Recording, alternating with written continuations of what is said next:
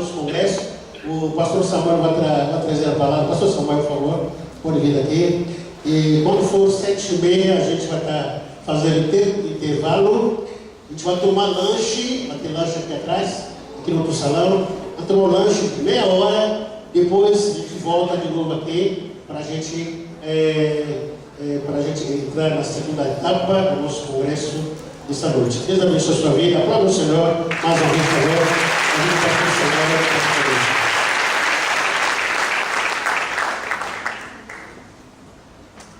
Graça e paz. É uma alegria estar com vocês, esta casa de adoração ao nosso Pai, tendo o privilégio de conhecer novas pessoas e também o apóstolo que eu acabei de conhecê-lo ali atrás. É uma bênção estar aqui. Na verdade, um trabalho como esse deve ser valorizado, pois algumas pessoas se preocupam mais com o que você pode produzir do que você pode ser. E esse trabalho é uma preocupação do Ministério Batista Peniel diante daquilo que nós possamos ser. E com certeza a gente pode ser mais do que produz. Porque Deus olha para nós não meramente naquilo que produzimos, mas naquilo que somos. Abra sua Bíblia, Marcos capítulo 8. Antes de eu falar o versículo, eu quero apresentar os dois pastores que estão comigo. O pastor Luiz Lucas, de pé, por favor. O pastor Leandro Salinas. Deus abençoe pela vida de vocês. O pastor Leandro já esteve aqui, ministrando também aqui na igreja. Algumas pessoas já o conhecem. Após essa primeira etapa, ali atrás eu trouxe alguns DVDs que você pode estar adquirindo. Na verdade, eu não tenho o hábito de trazer DVD. Eu acho que é a primeira vez que eu trago DVD que eu levo DVD onde eu vou pregar. Mas na verdade são duas mensagens que eu preguei na festa do Espírito Santo em nossa igreja, que fez muito bem a minha alma, assim como na vida dos queridos que participaram. A primeira se chama Marcas da Liberdade, onde eu falo das marcas principais de alguém que é livre. E a segunda é Quebrando as Legalidades do Mal. Você pode adquirir depois. Esses aqui são do pastor Jesus. Você pode adquirir, só R$10 cada DVD. Mas vamos para o que interessa. Marcos capítulo 8, versículo 36. Marcos capítulo 8, versículo 36.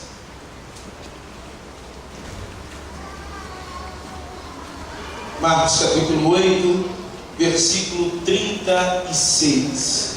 Diz assim o texto: que aproveitaria o homem ganhar o mundo todo e perder a sua alma? Vê mais uma vez. Que aproveitaria o homem ganhar o mundo todo e perder a sua alma? Esse texto mexe muito comigo. Ele me faz refletir, ele me faz rever conceitos.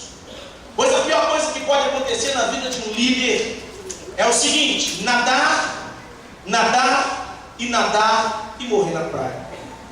A pior coisa que pode acontecer na vida de qualquer pessoa é ele nadar, mas perceber que não está indo a lugar algum, ou que está morrendo, ou que está sendo prejudicado por falta de algo.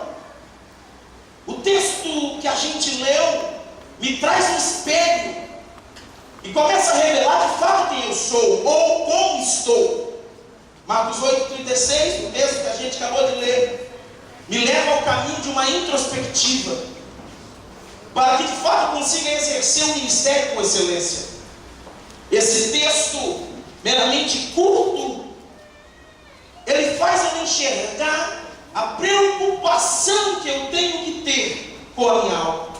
Nós que somos líderes, nós que somos pastores, nós que estamos na frente de um trabalho, há uma preocupação, e é uma preocupação boa, mas ela pode se tornar prejudicial quando a gente se preocupa muito em o que eu posso fazer, como eu posso produzir, como eu posso aumentar a minha igreja, como eu posso aumentar o departamento na qual eu trabalho. Nós trazemos conosco uma preocupação de como progredir, porque o homem mede os nossos trabalhos por aquilo que a gente produz. Deus mede o nosso trabalho por aquilo que a gente tenta ser. Esse texto traz para mim um espelho, esse texto traz para mim uma preocupação. Esse texto me coloca em um caminho de uma introspectiva. Eu começo a tentar entender quem eu sou ou como eu estou no reino de Deus. Baseado nisso, eu quero trazer uma palavra que tem por tema aqui, anotar. A alma de um líder. Na verdade, eu não vou falar da capacidade de um líder. Na verdade, eu não vou falar sobre a produção de um líder. Na verdade, eu não vou falar sobre características de um líder eficaz. Não, eu quero falar da alma do líder. Eu quero tratar daquilo que pouca gente trata. Quero tratar sobre aquilo que muita gente não valoriza. Que na verdade é o seguinte: quando nós somos colocados na frente de um departamento, na frente de uma congregação, não quer dizer que isso aconteça aqui na Batista Peniel, mas a maioria das igrejas, a gente tem notícia disso, que quando é colocado alguém na frente de um trabalho, parece que essa pessoa é esquecida no que diz respeito a cuidar da sua alma. A partir do momento que a pessoa é colocada na frente do departamento, na frente de uma igreja, é você e Deus e você, e não há preocupação alguma em perguntar como você está, como a tua alma está, como a tua família está. Não, a pergunta mudou, a pergunta se direciona para outro campo. Como a igreja está? Quanto ela está produzindo? Como o teu departamento está produzindo? Quanto está entrando lá? O que pode melhorar? Nesta noite eu vim aqui enviado por Deus para dizer para você: Deus não está muito interessado quanto entra na tua igreja. Deus não está muito interessado o que você pode produzir no que diz respeito ao evento. Deus está interessado na tua alma, porque se tua alma for boa, o teu povo vai ser bom. Se a tua alma estiver saudável, todas as pessoas que chegarem perto de você receberão também uma vida saudável. Bendito seja o nome do Senhor. Olha para esse lindo que está no teu lado e fala assim: é importante a tua produção. Agora diga assim: muito mais importante é a tua alma. Você pode glorificar a Deus por isso? A alma de um líder. E eu separei duas características que, no meu ponto de vista, são características importantes na vida de um líder, na sua alma. E quando eu falo de alma, eu estou falando da sua própria vida. Estou falando da sua própria vida. E a primeira coisa que eu quero falar, eu gostaria que você anotasse, até para que você confira depois, seja um crente greano, confira depois. A alma de um líder deve ser comprometida. A alma de um líder deve ser comprometida. E o que é se comprometer? Comprometer-se é empenhar a palavra como garantia, é obrigar-se a cumprir o que foi acordado, é assumir responsabilidades, mesmo que seja com dano próprio. Agora, quais as áreas que um líder ele precisa cumprir aquilo que foi acordado? Quais são as áreas que um líder precisa de verdade mostrar que ele é um líder comprometido? E eu separei aqui algumas coisas. Nada melhor do que falarmos das prioridades. Eu escrevi aqui algo que gostaria que você meditasse. As prioridades do homem revelam o nível do seu comprometimento.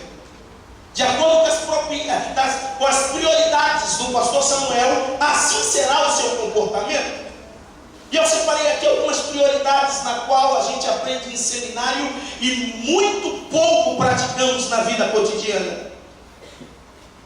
Dentro da grade, dentro da cadeia de prioridades, existe Deus. Deus,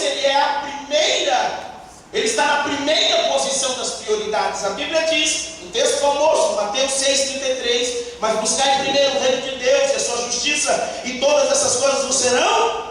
Ou seja, a Bíblia, o próprio Jesus está dizendo: me busque primeiro.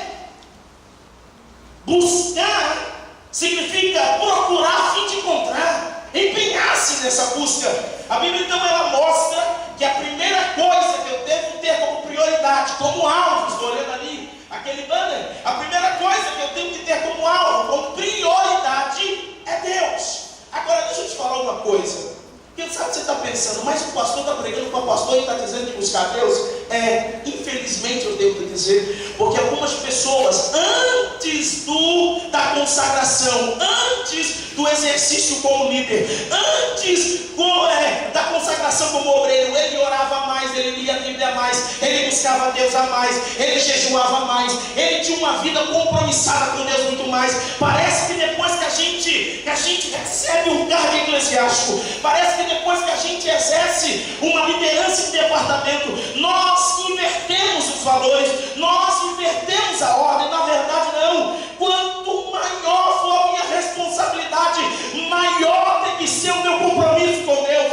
Quanto maior for a minha responsabilidade, maior tem que ser a minha busca para com Deus. Deus, deixa eu te dar um exemplo. Eu tenho que me policiar. Eu preciso ler a Bíblia para me edificar. E quando você prega muito, quando você dirige uma igreja, quando você tem que pregar 2, 3 vezes por semana, você acaba perdendo aquela praticidade, aquela prática, você acaba perdendo aquele costume que você tinha que ler a Bíblia para edificação, e agora você lê a Bíblia por obrigação, porque você tem que pregar no domingo, você tem que pregar na quarta, você tem que pregar na sexta, e às vezes a gente prega uma palavra para a igreja sai edificada, a igreja diz, meu Deus, que mensagem, mas para nós que pregamos, parece que a palavra não teve efeito.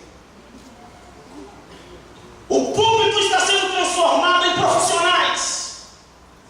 Pessoas que se preparam para pregar sim, mas não se preparam para a sua edificação, mas preparam para a execução de um ministério. Nesta noite, por favor, escute esse humilde pastor. Para de ler a Bíblia só para montar mensagem. Para de ler a Bíblia só para ensinar na igreja. Leia para se alimentar, leia para comer, leia para que a tua alma venha se fartar do Senhor. Deus. Segunda prioridade, família. Meu Deus do céu, como a gente inverte os valores. A gente deixa a família para o último plano.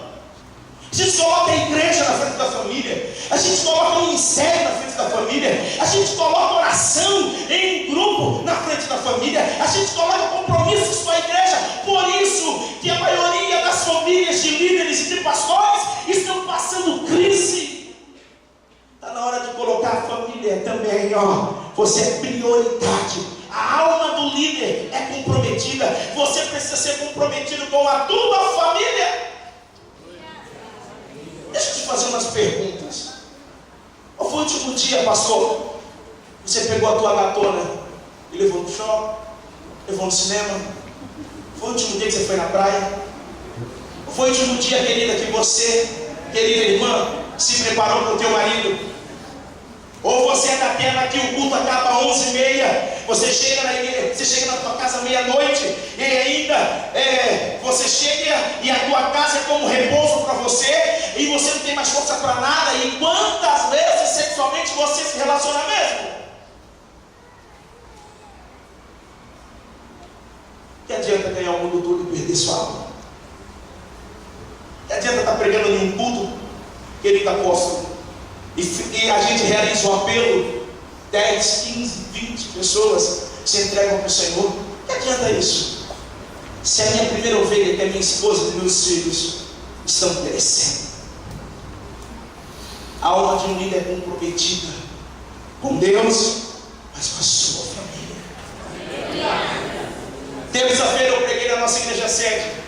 Eu preguei uma palavra que eu dei por tema, destruindo o reinado de Baal, utilizando aquele texto onde o anjo do Senhor vem falar com Josué, juntamente com os anciãos, e Deus traz uma palavra dura, e aquele povo se converte, volta para o Senhor, mas de repente aquela geração morre, e surge uma nova geração, e a Bíblia diz assim, que a nova geração não conhecia o Senhor e nem os seus feitos. Na verdade, a nova geração eram os filhos daqueles homens, a nova geração eram os netos daqueles homens. E eu perguntava para a igreja, como pode um filho, um neto não conhecer o Deus do seu pai nem o Deus da sua mãe? Uma geração que não conhecia Deus porque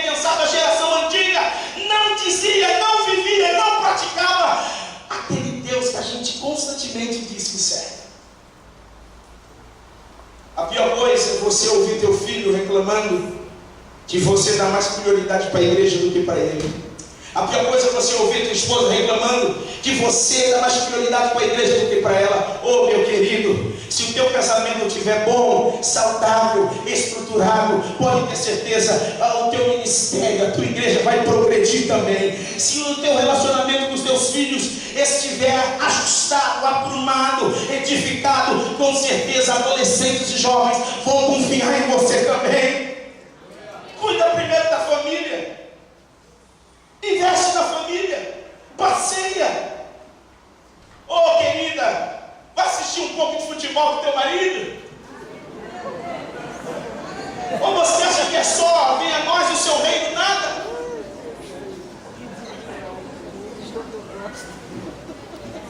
A verdade é o seguinte: quando a gente não valoriza a família, o diabo lá fora está valorizando a família. Agora, a forma que ele valoriza é totalmente contrária aos princípios cristãos. A tua esposa está do teu lado, querido pastor, querido líder, está do teu lado? Querido que esteja. Se estiver, pega na mão dela. Ou se teus filhos estiverem aí, segura a mão bem forte, uma forma de amor, e diz assim para ela, meu querido pastor: você é mais importante do que o meu ministério.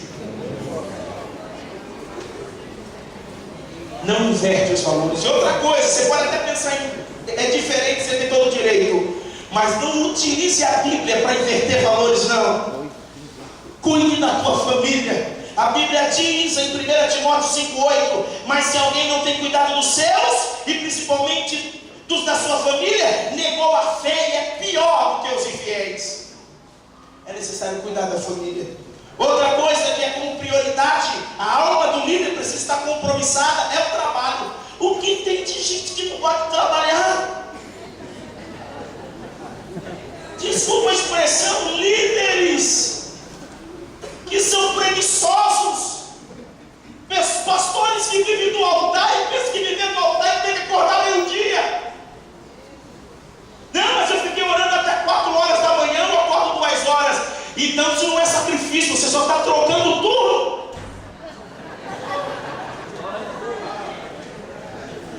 Trabalho. O apóstolo Paulo, ele disse por diversas vezes, mas eu quero destacar um texto que ele diz, a igreja, 2 Tessalonicenses 3,4, ele diz: aquele que não trabalhe, se alguém não quiser trabalhar, também não coma. Oh, meu querido, ministério não é cabine de emprego. Oh, meu querido, ministério é para você viver dormindo até tarde. Acorde cedo, trabalhe, coloque isso como prioridade da tua vida. O líder, a sua alma é compromissada com o trabalho. Tem gente que diz assim: pastor Jesus, o meu compromisso não é com a igreja, o meu compromisso não é com os membros, o meu compromisso não é, eu tenho compromisso com Deus. Vai ser uma conversa de um desviado. Se eu não sei manter compromisso com pessoas que eu vejo, como eu vou manter compromisso com quem eu não vejo? Ah, meu irmão, tua família está passando fome e você está com um missionário da meio-dia. Ah, tua família está padecendo financeiramente e você está esperando o quê? Está esperando em Deus, esperar em Deus é trabalhando. Nenhuma história da Bíblia você vai encontrar Deus providenciando alguma coisa para alguém que está parado. Levanta cedo. Ah, não tem o que fazer, então vai orar. Levanta cedo, vai orar, vai evangelizar, mas trabalha. A alma de um líder é compromissada também com o trabalho. Deixa eu correr que tem muita coisa para falar. E por último, que eu quero falar de prioridade, dentro do comprometimento, é Deus, família, trabalho e igreja, ministério. A partir do momento que você está em um ministério, você deve vestir a camisa dele. A partir do momento que você se filia ao ministério, você deve vestir a camisa dele. O apóstolo Paulo instrui o seu filho na fé, o pastor Timóteo, dizendo o seguinte, 2 Timóteo 4, versículo 5: tu, porém, se sóbrio em tudo, sofre as aflições, faz a obra de um evangelista, cumpre cabalmente, eu gosto desse termo, cabalmente o teu ministério. Essa palavra no original do grego, quando Paulo utilizou, ele utilizou no sentido de levar até o fim, fazer com que algo seja cheio, pleno, completo. Ele quis dizer: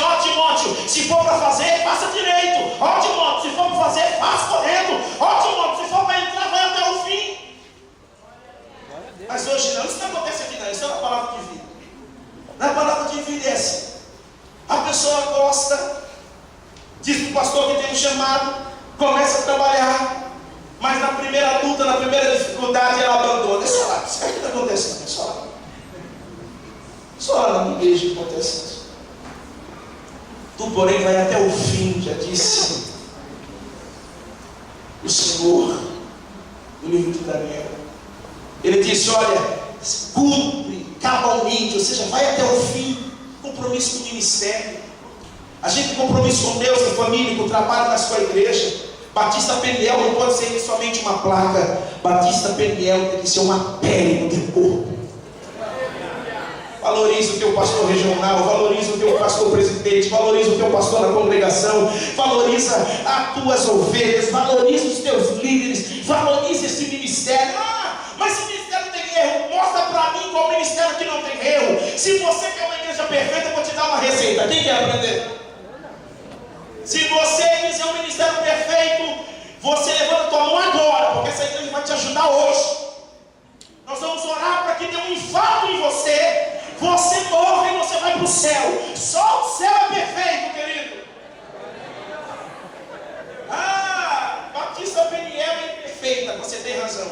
Era perfeita até você entrar. Você entrou. É fácil a gente culpar pessoas. Isso desde a história do homem. Foi a mulher que tu me deste. Não, foi a serpente. A gente gosta de terceirizar a culpa. Não. Batista Peniel, presbiteriana, batista, palavra de vida, não importa o nome da congregação. São congregações que não são perfeitas, porque são homens que estão nessa congregação. Mas nós estamos galgando uma vida perfeita. Todo dia a gente ora mais, todo dia a gente busca mais, todo dia a gente paga um preço a mais. Ainda não sou perfeito, mas um dia há de se manifestar o Rei dos Reis e Senhor dos Senhores, e há de transformar esse corpo corruptível em algo incorruptível. Estaremos com Ele face a face.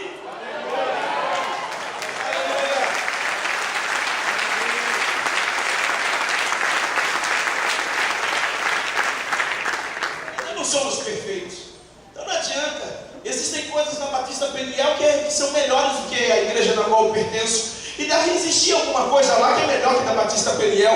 Assim como juntando palavra de vida e Batista Peniel, perto pra caramba com uma presbiteriana, mas também lá deve ter defeito também. Não procure igreja pela falta ou pela existência dos seus defeitos. Procure igreja para que você seja edificado e seja bênção para ela. Já bênção. Primeiro ponto: a alma do líder deve ser comprometida, compromissada, tendo compromisso com o Senhor, com a família, com o trabalho e com a igreja. Segundo ponto que eu quero abordar, e seria como um cerne da mensagem: a alma de um líder deve ser curada. Eu já tenho mais ou menos uns 3 anos e meio que Deus tem me direcionado a um tipo de mensagem de cura interior, de cura da alma. Mas na verdade, desculpa se você pensar diferente, você tem direito. No meu ponto de vista bíblico, a melhor forma de ser curado é pela palavra. Porque senão a gente tem que rasgar alguns versículos da Bíblia, como João 8:32, conhecereis a verdade, a verdade vos libertará. 36, se pois o Filho vos libertar, verdadeiramente sereis livres. A gente tem que começar a moldar alguns princípios sobre cura interior, para que a gente não caia também em caminho sem volta. Mas sou a favor de cura interior, porque senão não estaria pregando. A partir do momento que a gente fala de Jesus para alguém, a gente está querendo que essa alma seja curada. Mas agora, como falar de cura para líder? Como falar de cura para pastor? Porque geralmente nós temos um pensamento que nós não precisamos melhorar, né? Que a gente já atingiu um grau, né? Cura membro que deve ser curado, ovelhinha que deve ser curada. Mas tem alguns líderes que esquecem que eles são ovelhas também. Eu preciso ser curado. Você é pastor, mas quem disse? Eu prefiro ser ovelha, porque você tem pastor do inferno. Eu prefiro que Deus venha até mim através de uma palavra, através de um cântico, ou através de revelações, me diga: Samuel, você está errando nisso, naquilo, porque isso vai alegrar minha alma. Porque quando eu leio a carta escrita aos Hebreus, eu leio algo muito maravilhoso quando ele diz que ele corrige a quem ama e afoita aquele que tem por filho. Então toda vez que Deus chamar minha atenção, na verdade ele está dizendo assim: eu te amo, Samuel, eu te amo, eu te tenho por filho, por isso que eu te ensino. E acho que não precisa de correção. Quem sabe a gente vai orar para Deus te levar também. Vamos lá. O líder não pode esquecer que ele é um ser humano, sujeito a sentimentos que podem desviá-lo do caminho da bênção. Não somos super-heróis, não temos coração de ferro, somos de carne e ossos. Temos sentimentos, sentimos dores e assim por diante. Somos carentes do bálsamo, aleluia. Somos carentes do toque espiritual. Somos carentes do toque no nosso emocional. Somos carentes do toque no nosso corpo. Toque este que trará vida, que trará saúde. Somos carentes de uma transformação no nosso ministério, pois aqueles que nos assistem percebem quando a gente está bem ou quando a gente está mal. Você pode tentar enganar quem for, a tua igreja vai perceber quando você está bem, como ele vai perceber quando você estiver. Na verdade, se não perceber, tem alguém que percebe. Olha, se ninguém perceber, tem alguém que percebe. Mulheres, por favor, fechem os ouvidos aí, estamos ouvindo as nossas esposas. As nossas esposas, além de tantos propósitos que Deus apresenta na sua palavra pela existência da esposa, uma delas é que a esposa é como irmão. A esposa, como é legal quando você chega em casa e a esposa fala assim: pastor Roberto, meu Deus, como Deus te usa hoje, hein? Rapaz, nunca vi você ser usado tanto como o Senhor foi usado hoje. Meu, como eu te admiro. Ora por mim, não me pede. Agora, sabe aquele dia que a esposa não quer falar, não quer falar? E justamente no dia que se pergunta: foi bom tudo? Como foi? A esposa vai comendo pelas beiradas, como quando a gente faz um mingau bem quente, a gente comendo pelas beiradas. Bom, acho que você errou nisso. A gente já vai virando macho. Você está carnal, mulher? Você não estava no mesmo culto? Onde você estava? Não! É necessário sentar com a família e dizer: pô, o que eu estou errando? Me ajuda. A minha alma tem que ser curada, principalmente quando alguns sentimentos ruins chegam nos nossos corações, ao ponto de mudar o nosso jeito de falar, o nosso jeito de agir e até o nosso jeito de ter fé. Quero falar de dois personagens da Bíblia que precisaram de um tratamento de Deus, que eu almejo nesta noite. Separei duas pessoas aqui bíblicas que precisaram também de um tratamento do céu. A primeira é Filemão. E quando a gente estuda sobre este homem chamado Filemão, a gente percebe que ele foi um homem que precisou ser tocado por Deus. Quem era ele? Ele era um habitante de Colossos.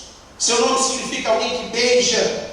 Se converteu ao cristianismo através de Paulo. Era muito rico e muito respeitado. Era senhor de escravos, na época era permitido. Recebeu uma carta que leva o seu nome direto do apóstolo Paulo. Olha, que currículo! E nos primeiros 7 versículos dessa carta, ele é elogiado. Olha que maravilha! Ele recebe uma carta do apóstolo Paulo. E nos primeiros 7 versículos ele é elogiado. Eu separei aqui alguns elogios. Olha os elogios. Cooperador. Se a gente cooperava não. Paulo disse: olha, estou sabendo que teu amor por Deus e pelos irmãos era famoso o amor. No versículo 5 também disse que ele tinha uma fé assim, conhecida, ou seja, era convicto. No versículo 6 diz que ele evangelizava. no versículo 7, 7 para matar. 7 Paulo diz assim: estou sabendo e muito me alegra que você oferece ânimo para outras pessoas. Ou seja, Filemão era doador de ânimo. Então vamos lá. Alguém que coopera na obra, que ama a Deus e os irmãos, é convicto, prega a palavra e doa ânimo, eu quero um pastor desse. É esse pastor que eu quero. É esse líder que eu quero. É essa pessoa que vai ficar como tutor da minha vida. É esse que eu quero. Características de alguém que faz a obra, de alguém que está pronto para o ministério. Mas Deus não vê assim. Ainda faltava uma coisa. E o que, pastor? A cura dos sentimentos. Filemão não conseguia perdoar Onésimo. E eu sei que você conhece a história. Onésimo era um escravo. Não bastasse se tivesse fugido, ainda furtou. Ele não conseguia perdoar, ele não conseguia esquecer tal situação. Pregava, orava, doava ânimo. E o que chama a atenção é que ele amava a Deus e os irmãos. É fácil amar os irmãos, difícil amar os inimigos. E Deus então resolve tratar. Deixa eu te falar uma coisa. Eu fiquei pensando nesse texto. Já ministrei no conselho de pastores uma vez esse texto. E Deus trouxe algo no meu coração. Como é difícil você trabalhar com a ingratidão. Obviamente ali estamos falando de senhor e escravo. Mas quantas vezes nós cuidamos de alguém, nós incentivamos este alguém, nós ajudamos este alguém, e a ingratidão bate em nossa porta. Pastor, quantas pessoas você já ajudou no teu ministério? Quantas pessoas que você dividiu o pão, só tinha um pão, você deu uma banda para ele e ficou com outra banda? Quantas pessoas que entraram na tua igreja, ou entraram no departamento, ou quem sabe nem são das nossas igrejas, mas uma pessoa que é família, uma pessoa que é colega de trabalho, que você estendeu a mão, que você ajudou, um filho, um cunhado, sei lá. E no momento que você achava que essa pessoa ia mostrar sua fidelidade, foi um ingrato. Eu não vou nem pedir para levantar a mão quem aqui já foi traído, quem aqui já passou por ingratidão, porque eu sei que a gente vai ter muitas mãos levantadas. Porque infelizmente o ser humano hoje está sendo codificado, ele está sendo preparado. Ele está sendo preparado para viver uma vida da seguinte forma: se você estiver comigo, eu estou contigo. Se você pensar como eu estarei contigo. Se até o momento que você se levantar para me corrigir, eu estou contigo. Depois disso eu já abandono.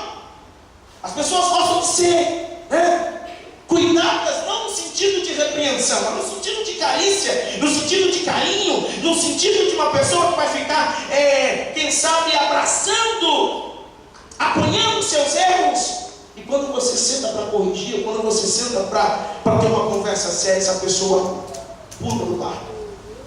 Quantas pessoas que já tinham na tua igreja que você dizia para todo mundo: essa vai ficar comigo até o fim? Não foi a primeira que foi embora?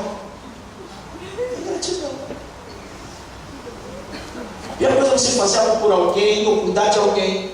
Não é o caso de Filemão, porque ali era uma questão de senhor e escravo. Mas estou fazendo uma aplicabilidade diferente. Quando você cuida de alguém, você cuida de um filho, você cuida de um parente, você cuida de alguém, e esse alguém vem com a ingratidão. Filemão foi crente, Filemão fazia obra, Filemão era conhecido como doador de ânimo.